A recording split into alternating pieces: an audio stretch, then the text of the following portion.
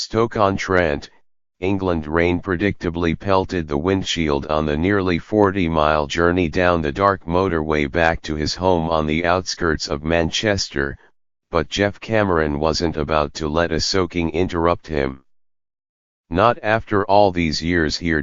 Even after playing a full 90 minutes for the second time in 3 days, and even after the most damaging league defeat in his 6 seasons as a Stoke City player, Cameron had plenty to say. Over the course of the next hour, after some expletive-laden venting in the wake of a costly 1-0 home loss to Newcastle United, he invited questions on a number of subjects: Stoke's increasingly dire predicament in the Premier League, his brush with political controversy last year, and the challenges of life as an American abroad. Cameron also naturally ruminated on the United States' ill-fated World Cup qualifying campaign, heading into a summer of unforeseen spectating. A sample: there's no doubt in my mind that, if Jurgen Klinsmann was still our head coach, we would have qualified for the World Cup. People can have their opinions and say I'm a bad player and this and that. Well, I've been over here for this long for a reason. So I think I have to be doing something right. My goal is to play this game until I'm 40. Bruce Arena made decisions that cost us going to the World Cup. And I don't have a problem saying it, because we had the right group of guys. I don't think Bruce likes my bluntness. Cameron, 32, knows he has to move on, especially with Stoke firmly plunged into a relegation battle that cost Mark Hughes his job as manager a week into January. But I asked him to spend a little more of the ride discussing the United States' failure to qualify for the World Cup for the first time since 1986, which Cameron admitted had left such a bad taste in my mouth. Our names will go down as the team that didn't qualify, Cameron said. It's on us as players, but at the end of the day, I'm convinced if they would have kept Jurgen and not done such a drastic change, I think we would have qualified. I know we would have qualified. Instead we've gone backward. Cameron remains aggrieved that, despite his lengthy run in perhaps the world's best league and a reputation at his club that prompted a BBC Radio Stoke commentator to call him our Mr. Dependable, Arena, the US manager at the time, kept him on the bench for the final 2 World Cup qualifiers. Cameron was told by Arena, even before the national team convened in October for the 2 games, that he would not be starting against Panama or Trinidad and Tobago because of concerns about his fitness.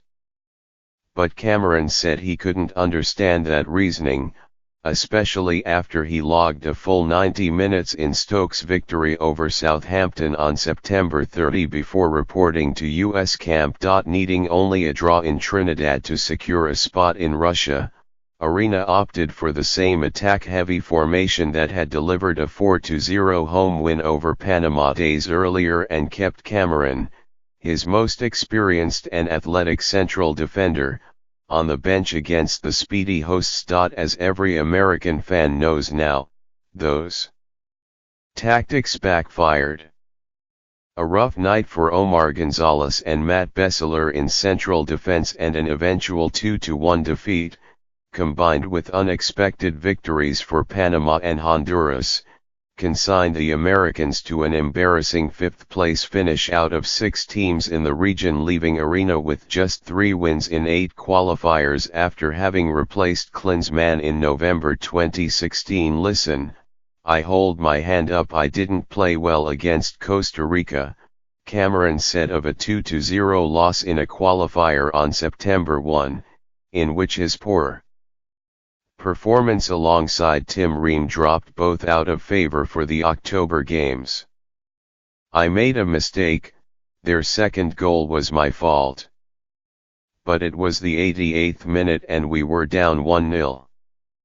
I tried to do something to help the team and I got caught out, but I would have more respect for a coach to say, you know what, Geoff?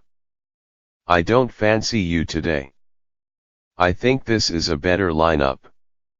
I'd say, oh.k, no problem, you told me the truth.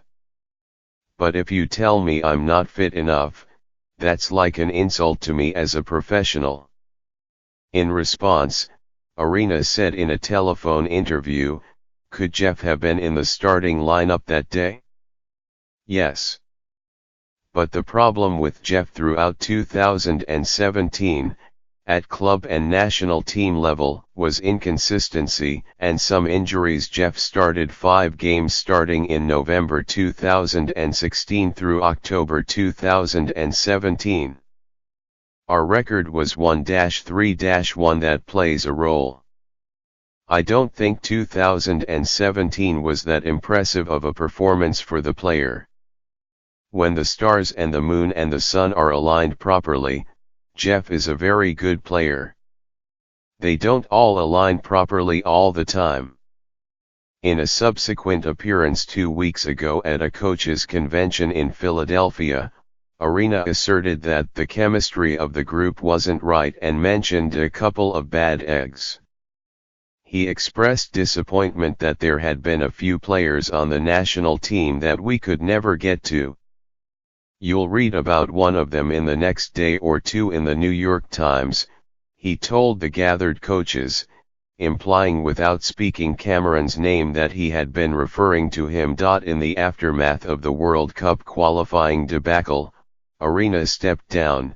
Sunil Gulti announced he would not seek re-election after 3 terms as the president of US Soccer, and Cameron was left to wonder if he would ever play for his country again. But he cannot afford to dwell on any of that now, because Cameron's club is in peril.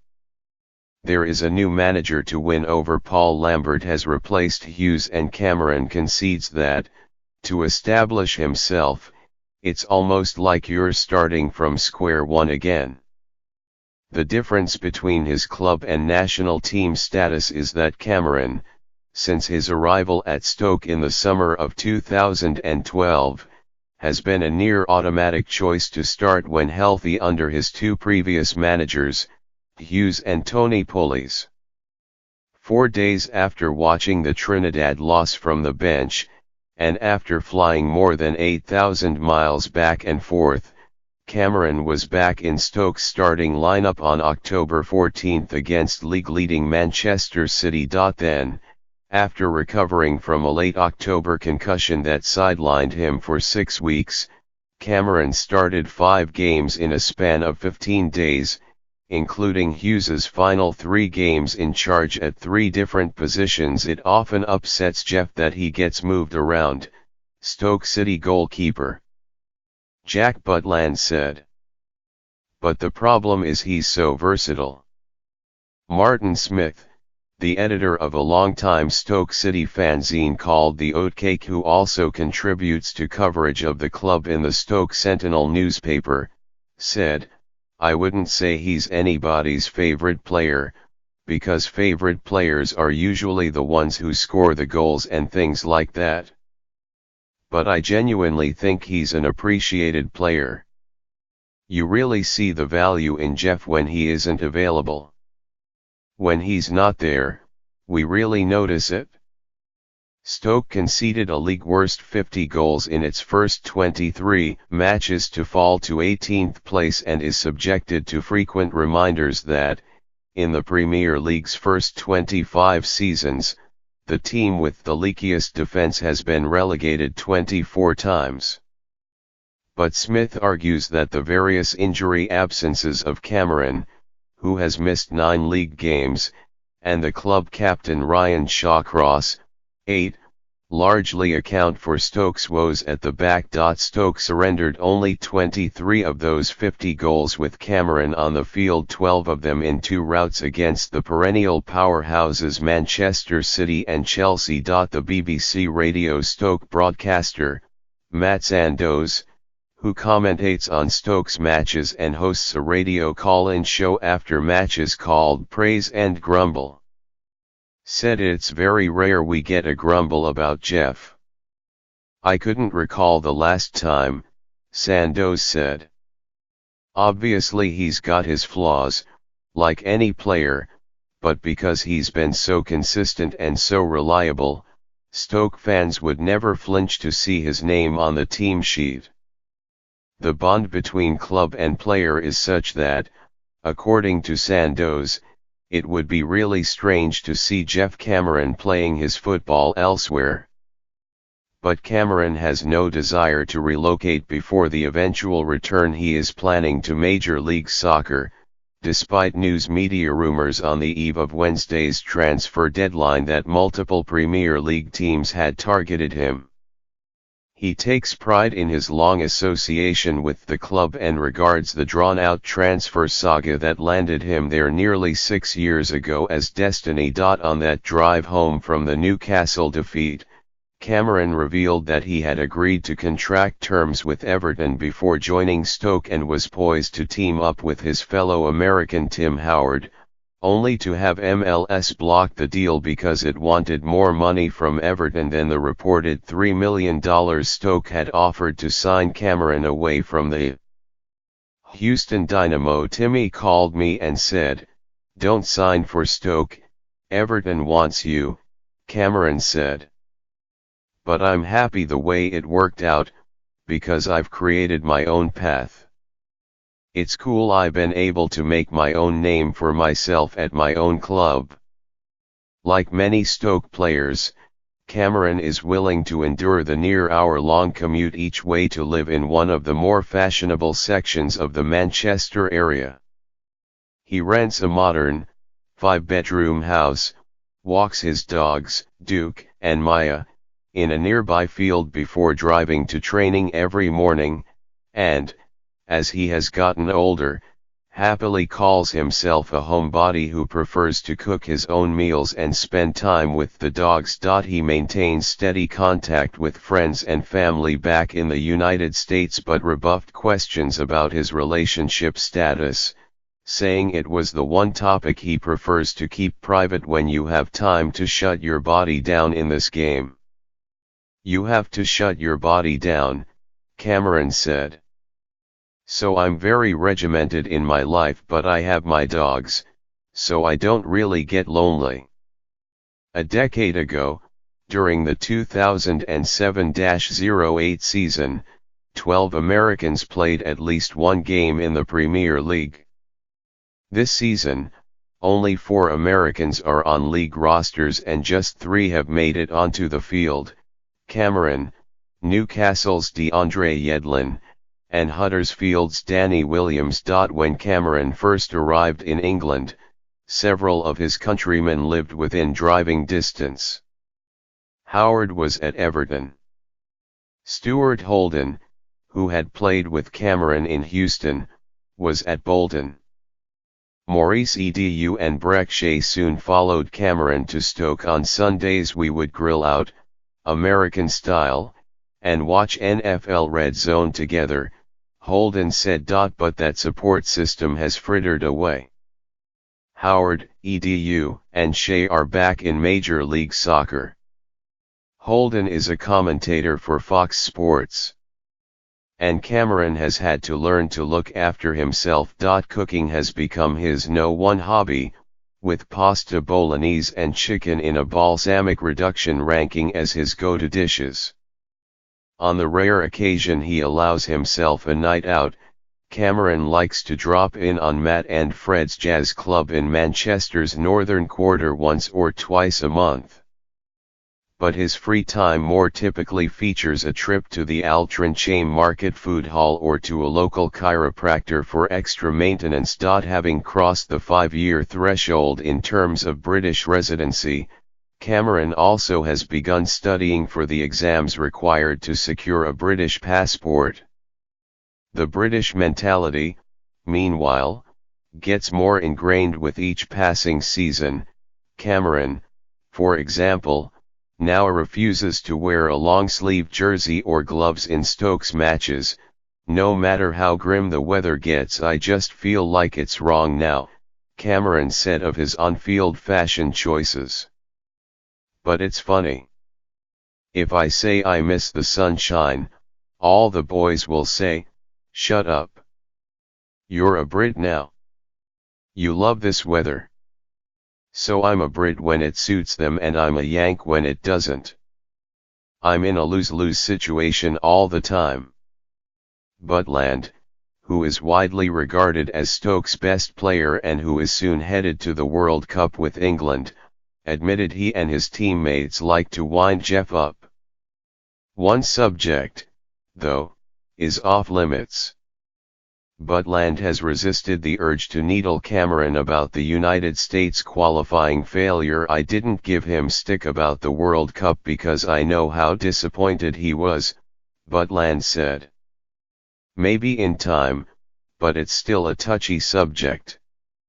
He's made it quite clear how much he's enjoyed playing for his country and how much America means to him." After a recent run of 9 defeats in 12 league games, Cameron and his Stoke teammates are in the midst of a sudden and steep fall following 3 ninth-place finishes in Hughes's first 3 seasons.